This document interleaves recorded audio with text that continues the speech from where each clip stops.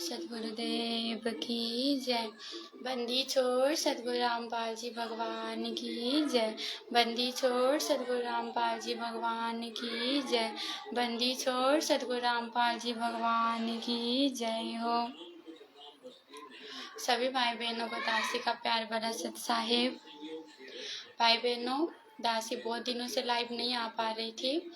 परमात्मा अभी मुक्ति बोध पुस्तक पढ़वा रहे हैं दासी से, और इससे पहले परमात्मा ने मुक्ति बोध पुस्तक के ऊपर 4 वीडियो बनवा दिए हैं।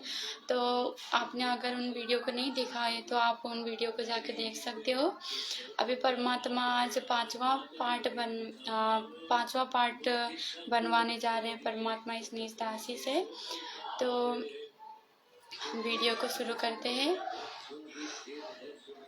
हे बंदी छोड़ पूर्ण ब्रह्म परमेश्वर, सारी सृष्टि के रचनहार, कुल के मालिक, जगत पिता जगदीश्वर, तीनों लोकों में प्रवेश करके सर्व प्राणियों के धारण पोषण करने वाले अमर परमात्मा, राजाधिराज, देवों के देव, महादेव, नाथों के नाथ, अजरो अमर आदि अनादि सनातनी प्रभु, अकाल मूर्त सब स्वरूपी राम, परम संत, परम हंस, परम दयालु, पूर्ण मोक्षदायक परमात्मा, जगत के तारणहार, जगत के जगन्नाथ, जगत के मुक्तिदाता, जगत के आश्रयदाता, हारों के सहारा, हिंदुओं के राम, मुसलमानों के अल्लाह, सिखों के वाहिगुरु, ईसाइयों के मसीह, अल्लाह अकबर, अल्लाह कबीर, हक्का कबीर, वाहिगुरु, जगत गुरु, तत्वदर्शी संत शिरोमणि सद्गुरु रामपाल जी भगवान जी, आप जी के पवित्र श्री चरण कमलों में हम सभी सत्सेवक भाई बहनों का अनंत करोड़ धन्यवाद प्रणाम है।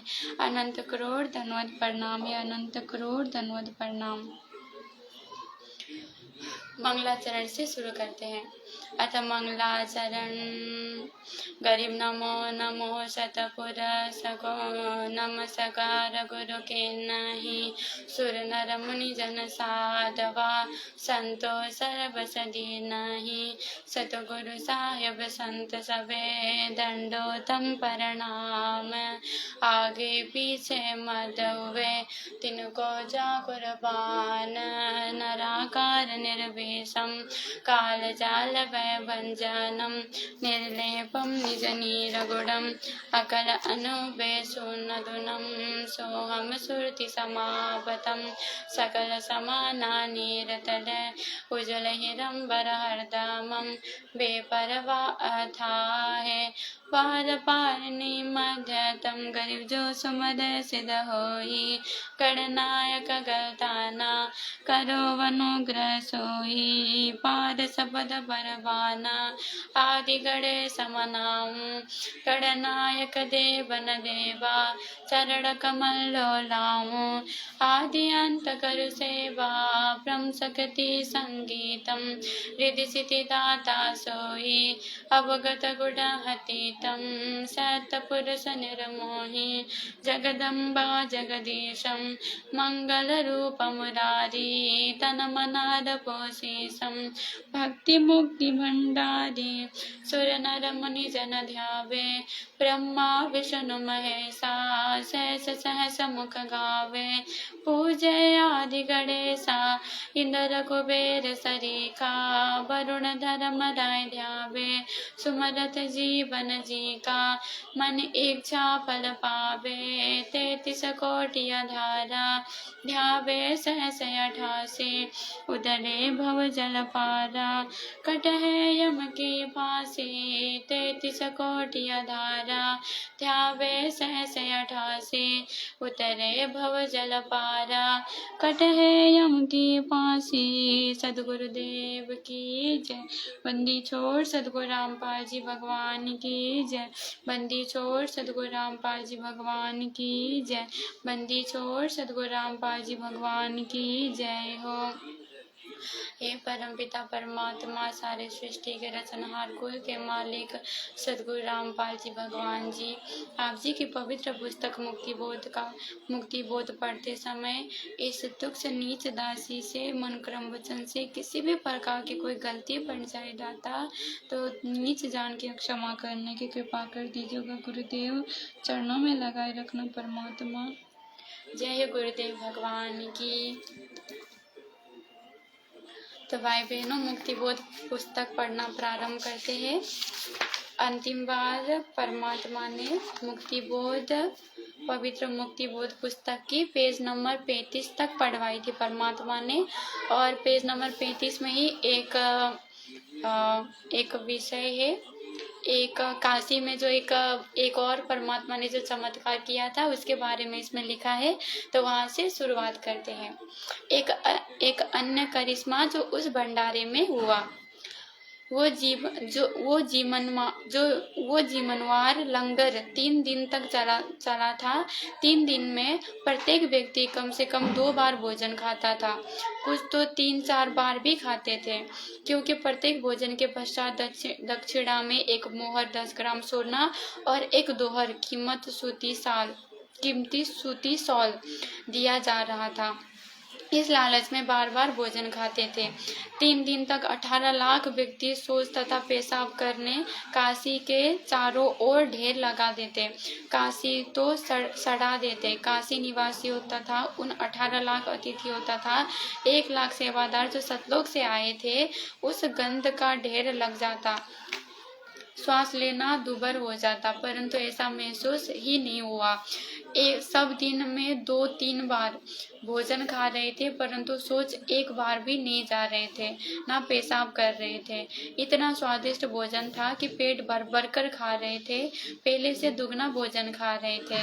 हजम भी हो रहा था। किसी रोगी तथा वृद्ध को कोई परेशानी नहीं हो रही थी। उन सबको मध्य के दिन चिंता हुई कि ना तो पेट भारी है, भूख भी ठीक लग रही है, कहीं रोग ना हो जाए। सतलोक से आए सेवकों को समस्या बताई तो उन्होंने कहा कि ये भोजन ऐसी जड़ी बूटियां डालकर बनाया है जिनसे ये शरीर में ही समा जाएगा। हम तो प्रतिदिन यही भोजन अपने लंगर में बनाते हैं, यही खाते हैं। हम कभी सोच नहीं जाते तथा न पेशाब करते। अब निश्चिंत रहो।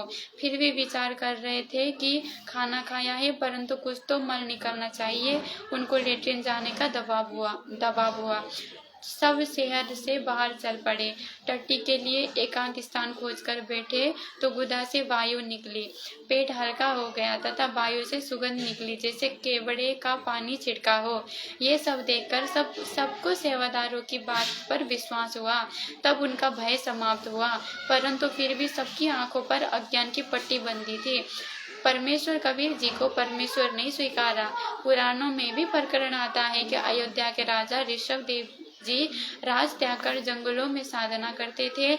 उनका भोजन स्वर्ग से आता था। उनके मल पाखाने से सुगंध निकलती थी।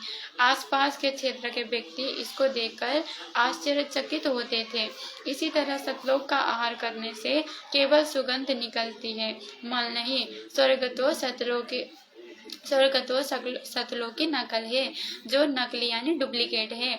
वाणी नंबर 30 में कहा है कि सेवु को तो शीश दिया बेच बंदगी नाज, सेवु शिव ने किस कारण शीश दान दिया, पढ़े सत्य कथा। सेवु सम्मन की कथा।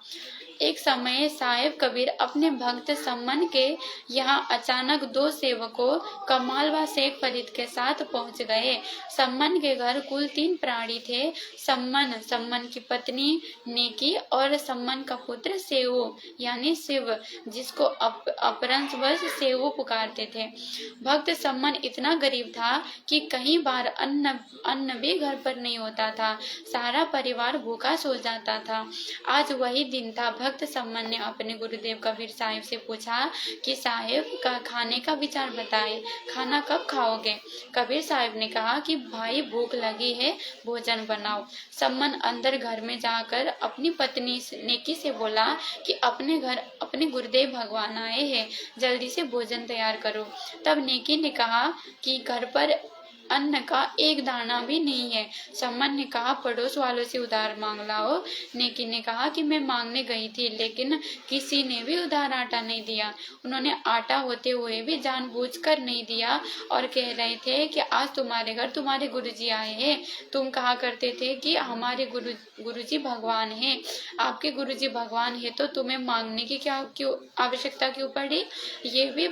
यही भर देंगे तुम्हारे घर को।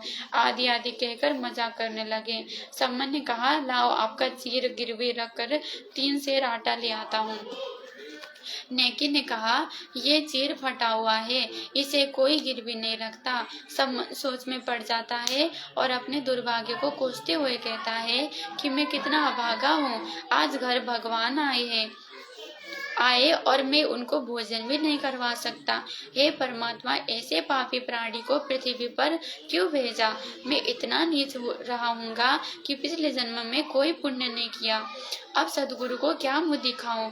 ये कहकर अंदर कोठे में जाकर फूट फूट कर रोने लगा। तब उसकी पत्नी नेकी कहने लगी कि हिम्मत रखो, रो मत, परमात्मा आए हैं, इन्हें ठेस पहुंचेगी, सोचेंगे हमारे आने से तंग आकर रो रहा है। सम्मन चुप हुआ। फिर नेकी ने कहा, आज रात्रि में दोनों पिता पुत्र जाकर 3 सेर पुराना 8 किलोग्राम के लगभग आटा चुरा कर लाना, केवल संतों व भक्तों के लिए। तब लड़का सेऊ बोला, माँ, गुरुजी कहते हैं चोरी करना पाप है। फिर आप भी मुझे शिक्षा दिया करती कि बेटा, कभी चोरी नहीं करना चाहिए, जो चोरी करते हैं उनका सर्वनाश होता है। आज आप ये क्या कह रही हो माँ? क्या हम पाप करेंगे माँ? अपना भोजन नष्ट हो जाएगा, अपना भजन नष्ट हो जाएगा माँ, हम 84 लाख योनियों में कष्ट पाएंगे, ऐसा मत कहो, आपको मेरी कसम। तब नेकी ने कहा, पुत्र, तुम ठीक कह रहे हो, चोरी करना पाप है, परंतु पुत्र, हम अपने लिए नहीं बल्कि संतों के लिए करेंगे। जिस नगर में निर्वाह किया है, इसकी रक्षा के लिए चोरी करेंगे। नेकी ने कहा, बेटा, ये नगर के लोग अपने से बहुत चिढ़ते हैं। हमने इनको कहा था कि हमारे गुरुदेव कबीर साहेब पूर्ण परमात्मा पृथ्वी पर आए हुए हैं। इन्होंने एक मृतक गौ तथा उसके बच्चे को जीवित कर दिया था, जिसके टुकड़े सिकंदर लोधी ने करवाए थे। एक लड़के तथा एक लड़की को जीवित कर दिया। सिकंदर लोधी राजा का जलन का रोग समाप्त कर दिया तथा श्री स्वामी रामानंद जी कबीर साहिब के गुरुदेव को सिकंदर लोधी ने तलवार से कत्ल कर दिया था, वही भी कबीर साहिब ने जीवित कर दिए थे। इस बात का ये नगर वाले मजाक कर रहे हैं और कहते हैं कि आपके गुरु कबीर तो भगवान है, तुम्हारे घर को भी अन्न से भर देंगे, फिर क्यों अन्न आटे के लिए घर घर डोलती फिरती हो? बेटा, ये नादान प्राणी है। यदि आज साहिब कबीर इस नगरी का अन्न खाए बिना चले गए तो काल भगवान भी इतना नाराज हो जाएगा कि कहीं इस नगरी को समाप्त ना कर दे। हे पुत्र, इस अनर्थ को बचाने के लिए अन्न की चोरी करनी है, हम नहीं खाएंगे, केवल अपने सदगुरु तथा आए भक्त को प्रसाद बनाकर खिलाएंगे। ये कहकर नेकी की आंखों में आंसू भर आए और कहा, पुत्र, नाटियो मत, अर्थात मना नहीं करना। तब अपनी माँ की आंखों के आंसू पोंछता हुआ लड़का सेव कहने लगा, माँ, रो मत, आपका पुत्र आपके आदेश का पालन करेगा। माँ, आप तो बहुत अच्छी हो ना। अर्धरात्रि के समय दोनों पिता सम्मन पुत्र से वो चोरी करने के लिए चल दिए। एक सेठ की दुकान की दीवार में छिद्र किया। सम्मन ने कहा कि पुत्र, मैं अंदर जाता हूँ, यदि कोई व्यक्ति आए तो धीरे से कह देना, मैं आपको आटा पकड़ा दूंगा और लेकर भाग जाना। तब सेव ने कहा, नहीं पिताजी, मैं अंदर जाऊंगा, यदि मैं पकड़ा भी गया तो बच्चा समझकर माफ कर दिया जाऊंगा। सम्मन ने कहा, पुत्र, यदि आपको पकड़कर मार दिया तो मैं और तेरी माँ कैसे जीवित रहेंगे? सेव प्रार्थना करता हुआ छिद्र द्वार से अंदर दुकान में प्रवेश कर गया। तब सम्मन ने कहा, पुत्र, केवल 3 सेर आटा लाना, अधिक नहीं। लड़का सेव लगभग 3 सेर आटा अपनी फटी पुरानी चादर में बांधकर चलने लगा तो अंधेरे में तराजू के पालड़े पर पैर रखा गया। जोरदार आवाज हुई, जिससे दुकानदार जाग गया और सेव को चोर चोर करके पकड़ लिया और रस्से से बांध दिया। इससे पहले सेऊ ने वो चादर में बंधा हुआ आटा उस छिद्र से बाहर फेंक दिया और कहा, पिताजी, मुझे सेठ ने पकड़ लिया है, आप आटा ले जाओ और सदगुरु व भक्तों को भोजन करवाना, मेरी चिंता मत करना। आटा लेकर सम्मन घर पर गया तो सेऊ को ना पाकर नेकी ने पूछा, लड़का कहाँ है? सम्मन ने कहा, उसे सेठ जी ने पकड़कर खंबे से बांध दिया। तब नेकी ने कहा कि आप वापस जाओ और लड़के सेऊ का सिर काट लाओ, क्योंकि लड़के को पहचान कर अपने घर पर लाएंगे, फिर सदगुरु को देखकर नगर वाले कहेंगे कि ये है चोरी करवाते हैं। हो सकता है सदगुरुदेव को परेशान करे। हम पापी प्राणी अपने दाता को भोजन के स्थान पर खेद न दिखा दे। ये कहकर माँ अपने बेटे का सिर काटने के लिए अपने पति से कह रही है, वो भी गुरुदेव जी के लिए। सम्मन ने हाथ में कर्द लंबा छुरा लिया तथा दुकान पर जाकर कहा, सेऊ बेटा, एक बार गर्दन बाहर निकाल, कुछ जरूरी बातें करनी है। कल तो हम नहीं मिल पाएंगे, हो सकता है यह आपको मरवा दे। तब सेऊ उस सेठ बनिए से कहता है कि सेठ जी, बाहर मेरा बाप खड़ा है, कोई जरूरी बात करना चाहता है, कृपया करके मेरे रस्से को इतना ढीला कर दो कि मेरी गर्दन छिद्र से बाहर निकल जाए। तब सेठ ने उसकी बात को स्वीकार करके रस्सा इतना ढीला कर दिया कि गर्दन आसानी से बाहर निकल गई। तब सेऊ ने कहा, पिताजी, मेरी गर्दन काट दो। यदि आप मेरी गर्दन नहीं काटोगे तो आप मेरे पिता नहीं हो। मेरे को पहचान कर घर तक सेठ पहुंचेगा, राजा तक इसकी बात पहुंचे, राजा तक इसकी पहुंच है, ये अपने गुरुदेव को मरवा देगा। पिताजी, हम क्या मुख दिखाएंगे। सम्मन ने एकदम गर्द मारी और सिर काट कर घर ले गया। सेठ ने लड़के का कत्ल हुआ देखकर उसके शव को घसीट कर साथ ही एक पजावा ईंटें पकाने का भट्ठा था उस खंडर में डाल गया। जब नेकी ने सम्मन से कहा कि आप वापस जाओ और लड़के का धड़ भी बाहर मिलेगा, उठा लाओ, तब सम्मन दुकान पर पहुंचा। उस समय तक सेठ ने उस दुकान की दीवार के छिद्र को बंद कर दिया था। सम्मन ने शव को घसीट यानी चिन्हों को देखते हुए सबके पास पहुंचकर उसे उठा लाकर अंदर कोठे में रखकर ऊपर पुराने कपड़े गुदर डाल दिए और सिर को अलमारी के तख्त एक हिस्से में रखकर खिड़की बंद कर दी। कुछ समय के बाद सूर्योदय हुआ। नेकी ने स्नान किया, फिर सदगुरु व भक्तों का खाना बनाया, फिर सदगुरु कबीर साहिब जी से भोजन करने की प्रार्थना की। नेकी ने साहिब, कबीर व दोनों भक्त, कमाल तथा शेख फरीद तीनों के सामने आदर के साथ भोजन परोस दिया। साहिब कबीर ने कहा, इसे 6 दोनों में डालकर अब आप तीनों भी साथ बैठो, ये प्रेम प्रसाद पाओ। बहुत प्रार्थना करने पर भी साहिब कबीर नहीं माने तो 6 दोनों में प्रसाद परोसा गया। 5 प्रसाद के लिए बैठ गए। तब साहिब कबीर ने कहा, आओ सेओ जीम लो ये प्रसाद प्रेम, शीश कटक है चोरों के साधों के नित अक्षेम। साहिब कबीर ने कहा कि सेओ, आओ भोजन पाओ, सिर तो चोरों के कटते हैं, संतों यानी भक्तों के नहीं, उनको तो क्षमा होती है। साहिब कबीर ने इतना कहा था, उसी समय सेऊ के धड़ पर शीश लग गया। कटे हुए का कोई निशान भी गर्दन पर नहीं था तथा पंगत में बैठकर भोजन करने लगा। गरीब सेऊ धड़ पर शीश चढ़ा बैठा, पंगत माही, नहीं घरे रात गर्दन पर, ओ सेऊ के नाही। सम्मन तथा नेकी ने देखा कि गर्दन पर कोई चिन्ह भी नहीं है। लड़का जीवित कैसे हुआ? शंका हुई कि ये वही सेऊ है या कोई और। अंदर जाकर देखा तो वहाँ शव तथा शीश नहीं था, केवल रक्त के छींटे लगे थे, जो इस पापी मन के संस को समाप्त करने के लिए प्रमाण बकाया था। ऐसी बहुत लीलाएं साहिब कबीर अग्नि ने की है, जिनसे ये शोषित है कि ये ही पूर्ण परमात्मा है। सामवेद संख्या नंबर 822 तथा ऋग्वेद मंडल 10 सूक्त 161 मंत्र 2 में कहा है कि कबीर देव अपने विधिवत साधक यानी साथी की आयु बढ़ा देता है। वाणी नंबर 31 से 37 में कहा है कि इन महापुरुषों तथा देवताओं की जो महिमा आप सुनते हैं, इन्होंने भी भक्ति की थी, उसी कारण उनकी प्रसिद्धि संसार में हुई है। परंतु मुक्ति तो यथार्थ भक्ति, ज्ञान तथा निज नाम से ही संभव है। वाणी नंबर 38, गरीब ऐसा निर्मल नाम है, निर्मल करे शरीर, और ज्ञान मांडलिक है, चकोय ज्ञान कबीर।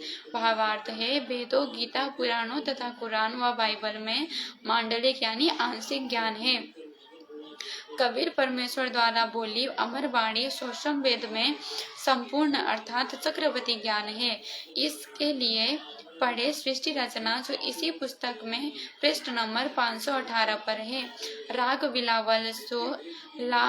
बिलावल से शब्द 21 भी पढ़े, उसमें कबीर परमेश्वर की अथाह शक्ति का प्रमाण है। अभिगत राम कबीर है, चकवै अविनाशी ब्रह्मा विष्णु वजीर है, शिव करत खवासी। अवगत राम कबीर है, चकवै अविनाशी ब्रह्मा विष्णु वजीर है, शिव करत खवासी। इंद्र कोटि अनंत है, जाके प्रतिहारा वरन कुमेरम धर्मराय ठाड़े दरबारा। 33 कोटि देवता ऋषि सहस 88, वैष्णव कोटि अनंत है, गुण गावे राशि। 9 जोगेश्वर नाद बरी, सुरपुरे शंखा सनकादिक संगीत है, अविचल गढ़ बंका। शेष गणेश सरस्वती और लक्ष्मी राजे, सावित्री गोरा रटे गढ़ संघ विराजे। अनंत कोटि मुनि साध है, कर्ण गंधर्व ज्ञानी, अर्पे पिंड रूप प्राण को जा शंको दानी। सावत सुर अनंत है, कुछ गिनती नाही, जति सती और शीलवंत लीला गुण गाही। चंद्र सुर बिनती करे, तारा गण गावे, 5 तत्व हाजिर खड़े, हुक्मी दरग ठाड़े। तीर्थ कोटि अनंत है, और नदी बिहंगा, 18 भार तो कूरटे, जल पवन तरंगा। अष्टकुली पर्वत रटे, धर अंबर ध्याना, महताब अग्नि तो कूचा पे साहेब माना। अर्श कुरस पर सेज है, तन तपक तिराजी, एक पलक में करत है, सोराज बिराजी। अलख बिनानी कबीर को रंग खूब चढ़ाया, एक पानी की बूंद से संसार बनाया। अनंत कोटि ब्रह्मांड है, कछुवार न पारा, 184 खान का तो सिरजनहारा। सूक्ष्म रूप स्वरूप है, वो रंग बिनानी, गरीबदास के मुक्कट में हाजिर परवानी। सूक्ष्म रूप स्वरूप है, वो रंग बिनानी, गरीबदास के मुक्कट में हाजिर परवानी।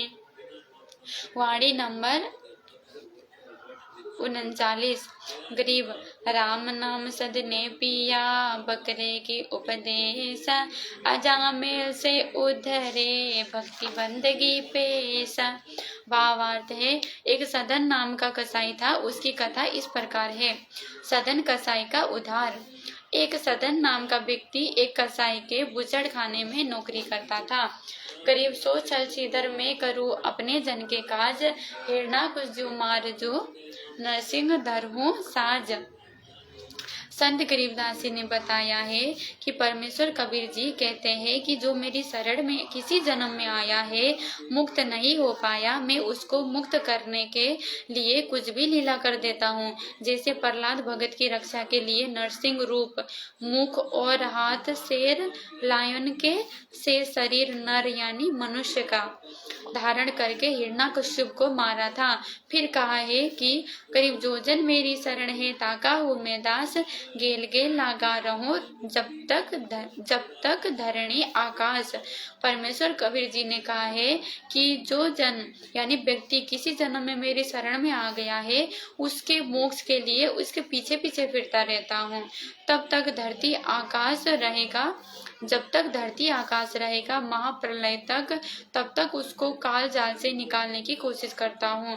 फिर कहा है कि गरीब जू बच्चा गौ की नजर में यूं साईं को संत, भक्तों के पीछे फिरे भक्त बचल भगवंत। जैसे गाय अपने बच्चे यानी बछड़े बछड़ी पर अपनी दृष्टि रखती है, बच्चा भागता है तो उसके पीछे पीछे भागती है, अन्य पशुओं से अपनी रक्षा करती है, इसी प्रकार परमेश्वर कबीर जी अपने भक्त के साथ रहता है। यदि वर्तमान जन्म में उस पूर्व जन्म के भक्त ने दीक्षा नहीं ले रखी तो भी परमेश्वर जी उसके पूर्व जन्म में भक्ति कर्मों के पुण्य से उनके लिए चमत्कार करके रक्षा करते हैं। उदाहरण, भैंस का सिंह परमात्मा बना, द्रौपदी का चीर बढ़ाना, प्रहलाद भगत की रक्षार्थ नरसिंह रूप धारण करना और इस कथा में सदन भक्त के लिए लीला करना। शंका, नए पाठकों को भ्रम होगा कि परमेश्वर समर्थ होता है, फिर भी लाचार विवश कैसे है, एक ही जन्म में पार क्यों नहीं कर देता। समाधान। सब जीव अपनी गलती के कारण परमेश्वर की इच्छा के विरुद्ध अपनी इच्छा से काल के साथ आए हैं। जिस समय परमेश्वर कबीर जी प्रथम बार हमारी सुध लेने के लिए काल लोक में आए थे, तो काल ने चरण पकड़कर कुछ शर्तें रखी थी जो परमेश्वर कबीर जी ने मान ली थी। एक नंबर में काल ब्रह्म ने कहा था कि हे प्रभु, आप कह रहे हो कि मैं जीवों को तेरे काल ब्रह्म के जाल से निकालकर वापस सतलोक लेकर जाऊं। हे स्वामी, मेरे को आपने श्राप दे रखा है कि 1 लाख मानव शरीरधारी जीव खाने का तथा 1.25 लाख उत्पन्न करने का। यदि सब जीव वापस चले गए तो मेरी क्षुधा यानी भूख कैसे समाप्त होगी। इसलिए आप जोर जबरदस्ती करके जीव ना ले जाना, आप अपना ज्ञान समझाना। जो जीव आपके ज्ञान को स्वीकार करे उसको ले जाना, जो ना माने वो मेरे लोक में रहेंगे। परमेश्वर जी को ज्ञान था कि जब तक इनको सत्य लोक के सुखों का और काल लोक के दुख का ज्ञान नहीं होगा तो ये मेरा साथ देंगे ही नहीं। यदि जबरदस्ती बाई फोर्स ले जाऊंगा तो ये वहाँ रहेंगे ही नहीं, क्योंकि इनका मुंह परिवार और संपत्ति में फंसा है। पहले इनको ज्ञान ही कराना होगा। इसलिए परमेश्वर कबीर जी ने काल की शर्तों को स्वीकार किया था। अब काल ब्रह्म ज्योति निरंजन ने पूरा जोर लगा रखा है कि सब मानव को काल जाल में फंसे रहने का ज्ञान कराने के लिए अनेकों प्रचारक लगा रखे हैं, जो केवल राम कृष्ण ब्रह्मा विष्णु तथा शिव जी तथा इनके अंतर्गत अन्य देवी देवताओं भैरव भूत पितरों माई मशाणी शेर शीतला आदि आदि की महिमा का ज्ञान बताते रहते हैं। सत्य पुरुष कबीर परमेश्वर जी का नामो निशान मिटा रखा है। अपने पुत्रों ब्रह्मा विष्णु शिव तथा अपनी महिमा का ज्ञान सब स्थानों पर फैला रखा है। चारों वेद, गीता, पुराण, कुरान, बाइबल, जो 3 पुस्तकों जबूर, तौरात, इंजील का संग्रह है, का ज्ञान पूरी पृथ्वी पर प्रचलित कर रखा है। सब मानव इन्हीं तक सीमित हो चुका है। इन पुस्तकों में पूर्ण परमात्मा की प्राप्ति का ज्ञान नहीं है। परमेश्वर कबीर जी ने कहा है कि कबीर, वेद मेरा भेद है ना वेदन के माही, जौन वेद से मैं मिलो वेद जानते नहीं। प्रमाण है यजुर्वेद अध्याय नंबर 40 के श्लोक नंबर 10 में कहा है कि परमात्मा का यथार्थ ज्ञान धीराणाम यानी तत्वदर्शी संत बताते हैं, उनसे सुनो यानी सुनो। गीता शास्त्र चारों वेदों का संक्षिप्त रूप है। इसमें भी कहा है कि परमात्मा तत्व ज्ञान यानी अपनी जानकारी तथा प्राप्ति का ज्ञान अपने मुख कमल से वाणी बोलकर बताता है। उस ज्ञान से मोक्ष होगा तथा सत्यलोक की प्राप्ति होगी। उस ज्ञान को तत्वदर्शी संतों के पास जाकर समझ। गीता अध्याय नंबर 4 श्लोक 32 तथा 34 में। कुरान शरीफ सूरत फुरकानी 25 आयत नंबर 52 से 59 में कहा है कि जिस परमेश्वर ने 6 दिन में पूरी सृष्टि रची फिर तख्त पर जावे राजा, वो अल्लाह कबीर है। उसकी जानकारी किसी बाखबर यानी तत्वदर्शी संत से पूछो। इन प्रमाणों से स्पष्ट है कि पूर्ण परमात्मा की प्राप्ति का ज्ञान इन उपरोक्त पवित्र शास्त्रों में नहीं है। वो ज्ञान स्वयं परमेश्वर कबीर जी प्रकट होकर बताते हैं, भक्ति विधि बताते हैं, शिष्य बनाते हैं, भक्ति के लिए मर्यादा बनाते हैं। कुछ नियम निर्धारित किए जाते हैं। नियम खंडित होने से दीक्षा खंडित हो जाता है, जिस कारण से भक्त रूपी पतंग की डोर कट जाती है। वो कुछ देर हवा में लहराता फिरता है, फिर किसी वृक्ष पर टंगकर या पृथ्वी पर गिरकर पशुओं के पैरों के तले कुचला जाते हैं।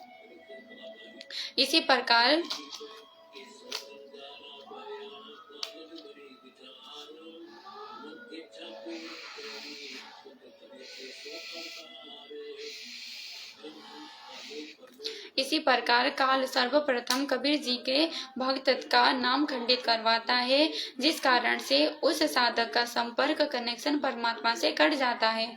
जैसे बिजली का कनेक्शन कट जाने के पश्चात सब लाभ बंद हो जाते हैं, ना पंखा चलता है, ना बल्ब ट्यूब जगती है, सब मशीनें बंद हो जाती है। परमात्मा से कनेक्शन कटने का आवाज देर से होता है, बिजली से कनेक्शन कटने का आवाज शीघ्र हो जाता है। उसी प्रकार नाम खंडित भक्त को परमात्मा से लगातार मिल रहा लाभ रुक जाता है परंतु कुछ समय मर्यादा में रहकर किए मंत्र जाप तथा यज्ञ हवन धर्म का लाभ संग्रह हो जाता है। जब तक वो पूर्व का भक्ति धन्य पुण्य संग्रह किया हुआ समाप्त नहीं होता, तब तक ऐसा लगता है कि सब ठीक है, परंतु वो जमा धन समाप्त होने के पश्चात सब ओर से कठिनाइयां संकट घेर लेती है। तब ज्ञान होता है भक्त को चाहिए कि वो नाम शुद्ध कराए। जैसे वर्तमान में इन्वर्टर को बिजली से चार्जर द्वारा चार्ज किया जाता है, इन्वर्टर की बैटरी चार्ज हो जाती है। यदि चार्जर को हटा दिया जाए या अन्य किसी कारण से चार्जर का संपर्क बिजली से कट जाए तो बैटरी चार्ज होना बंद हो जाती है, परंतु पहले जितनी चार्ज हो चुकी है उसके कारण पंखे भी चल रहे होते हैं, बल्ब ट्यूब भी जल रही होती है, सब ठीक ठाक लगता है, परंतु चार्जर के काम ना करने के कारण अचानक सर्व ट्यूब पंखे बंद हो जाते हैं। अंधेरा, गर्मी आदि सब प्रकार की परेशानियां खड़ी हो जाती है। इसी प्रकार किसी मानव जन्म में नाम दीक्षा लेकर भक्ति करने वाले भक्त का नाम खंडित हो तो उनको कुछ दिन सब लाभ मिलता है, परंतु वे काल के जाल में फंस चुके होते हैं। उनको कई जन्म लगातार मानव के भी मिल जाते हैं। उन मानव स्त्री पुरुष के जन्मों में फिर से चार्जर नहीं लगा, यानी फिर से सच्चे संत से दीक्षा नहीं मिली, तो सब मानव जन्म नष्ट होकर 84 लाख योनियों में जन्म मरण वाले चक्र में गिरकर बर्बाद हो जाता है। इसलिए परमेश्वर स्वयं ऐसे पूर्व जन्म वाले भक्त को मिलकर उनको फिर से जागृत करके सत्य साधना पर लगाते हैं, पाप वाले कर्म छुड़वाते हैं, उस मार्ग से भटके प्राणी को फिर से भक्ति करने की प्रेरणा करते हैं। जैसे सम्मन से वो नेकी वाली सत्य कथा में आपने पढ़ा, सम्मन वाली आत्मा नौ शेर खान बना, फिर वही आत्मा बलक बुखारी का राजा अब्राहिम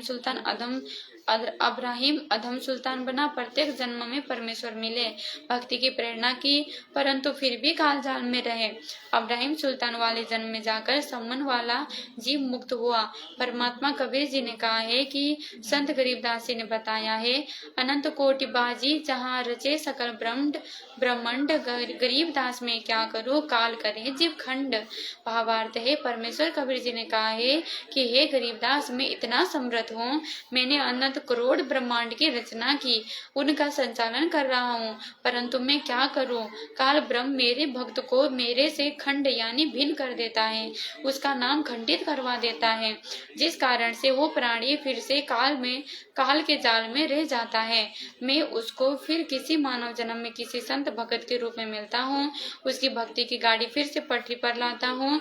जो भक्त विश्वास के साथ मर्यादा में रहकर आजीवन भक्ति करते रहते हैं, वे काल के सिर पर पैर रखकर भक्ति की शक्ति से सतलोक चले जाते हैं, वे परम पद प्राप्त करते हैं तथा वो शाश्वत स्थान सनातन परम धाम प्राप्त करते हैं, जिसका वर्णन गीता अध्याय 15 श्लोक नंबर 4 तथा अध्याय 18 के श्लोक नंबर 62 में है।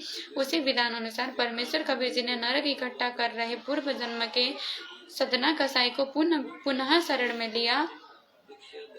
अब सदना कसाई की उद्धार कथा सुनाता हूँ। सदना एक कसाई का नौकर था। प्रतिदिन 2 से 10 तक बकरी गाय भैंसे काटता था, उसी से निर्वाह चल रहा था। एक दिन परमेश्वर एक मुसलमान फकीर जिंदा बाबा के रूप में सदन कसाई को मिले, उसको भक्ति ज्ञान समझाया, जीव हिंसा से होने वाले पाप से परिचित कराया। सर्व ज्ञान समझकर सदन कसाई ने दीक्षा लेने की प्रबल इच्छा व्यक्त की। परमेश्वर जिंदा ने कहा कि पहले ये कसाई का कार्य त्याग, तब दीक्षा दूंगा। सदना के सामने निर्वाह की समस्या थी, वो जिंदा बाबा को बताई।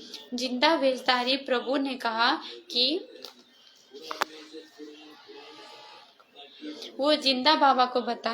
जिंदा वेशाधारी प्रभु ने कहा कि भाई सदना, कसाई तो कुल 100 है, आपके शहर में अन्य हजारों व्यक्ति भी निर्वाह कर रहे हैं, आप भी कोई अन्य कार्य कर लो। सदना इस कार्य के लिए तैयार नहीं हुआ, अपनी निर्वाह की समस्या आगे रखी। जिंदा ने कहा कि आप हिंसा काम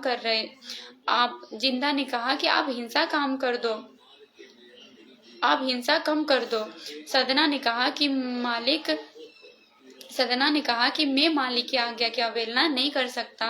वो जितने पशु काटने को कहेगा मुझे काटना पड़ेगा। जिंदा बाबा ने कहा कि आप निर्धारित कर लो कि इतने पशुओं से अधिक नहीं काटूंगा, चाहे नौकरी त्यागनी पड़े तो मैं आपको दीक्षा दे दूंगा।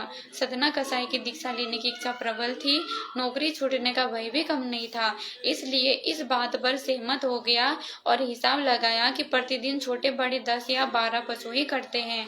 यदि कोई ईद बकरीद त्योहार आ जाता है या किसी को विवाह में मांस की पार्टी होती है तो मुश्किल से 50 पशु वध किए जाते हैं।